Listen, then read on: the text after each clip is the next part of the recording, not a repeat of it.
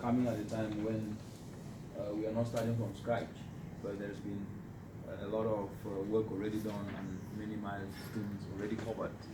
And as a result of that, I like to always make my discussions utilizing what we have in abundance in the continent, African proverbs. So if I was to start with one proverb, what I would like to start from, the proverb we use is, if your cornfield is far from your house, the birds will eat your corn. Over the years, what I've learned is that there is, I've come to appreciate the depth and the profoundness of these African proverbs, because the wisdom packed in this is just unbelievable. The one that I've just quoted, if you put it in perspective, this comes from East and Central African region. It tells us that we prioritize what we value. And if we don't do so, we will lose it. What this means is that our brothers and sisters all across the African continent also have another proverb, which is, if the cockroach wants to rule over the chicken, then it must hire the fox as a bodyguard.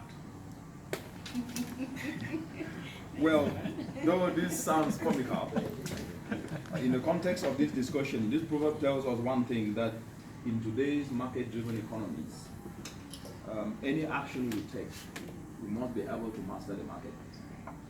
If anything we do it in a way that we have not mastered the market, then we're going to fail. It will be wasted investment. And therefore, it becomes then very important. This proverb summarizes my message that I want to pass on today within this context of standards. And it means prioritizing what we do with the aim of mastering the market becomes very important. Whether how we grow it, how we process it, whatever thing we do, if we don't master the market with a tool that we can utilize to be able to ensure what we do will fetch a market, then we are going to fail. We will not achieve Vision 2040. We will not be able to implement the Paris Climate Change Agreement, among other things.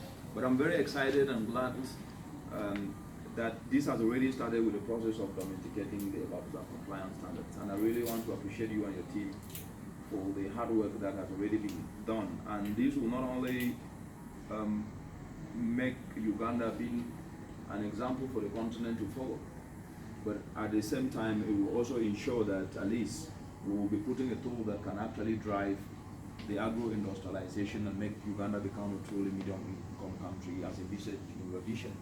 So my meeting here with you is just to reinforce this message, including with the potential gains that will accrue as a result of your agency taking up this, and also to state how important and the opportunities that will come with this.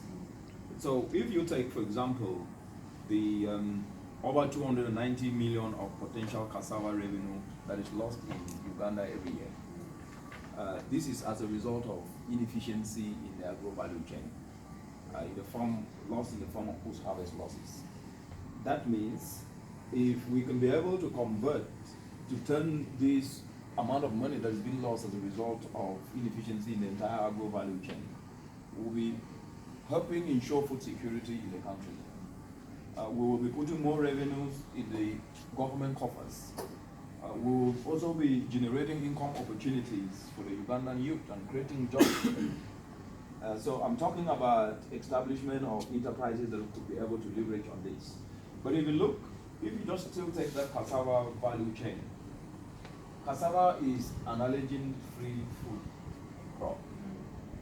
And the current space that we are in today, these allergen food crop have a market value of 20 billion each and every year.